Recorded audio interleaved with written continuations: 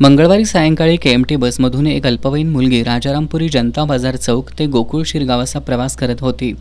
या दरम्यान गर्दीचा फायदा घेऊन एका तरुणानं तिची छेडछाड केली। पीडित मुलीनं इतर प्रवाशांच्या मदतीनं त्याला चोप देत गोकुळ शिरगाव पोलिसांच्या स्वाधीन केलं। जनता बाजार येथे मी बसची वाट बघत थांबलेले। त्यानंतर केएमटी बस आल्यावर मी बसमध्ये चढले।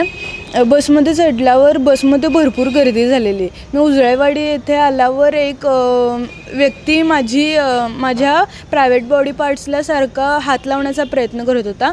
पहिल्या स्टेटिंगला हात लावला, पण मला काय वाटलं चुकून हात लागला असेल म्हणून मी दुर्लक्ष केलं। त्यानंतर तो वारंवार माझ्या प्रायव्हेट बॉडी पार्ट्सला सारखं टच करत होता। मग माझा स्टॉप आला म्हणून मी स्टॉपवर थांबले आणि मी बसमध्येच त्याला विचारलं, तू मला असं का केलास? त्यानंतर तो मला म्हटला की नाही, चुकून हात लागला। मी म्हटलं, सारखं चुकून हात असा का लागतोय? म्हणताना तो मला म्हटला, नाही इथून पुढं अशी चूक नाही होणार। असं बोलताना मी त्याला बसमधून खाली घेतले। माझ्यासोबत अजून दोघे जण होते।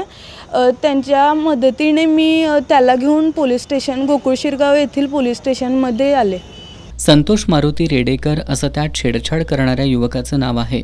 गोकुळ शिरगाव पोलिसांनी त्याच्यावर बाललैंगिक अत्याचार कायद्याअंतर्गत गुन्हा दाखल केलाय।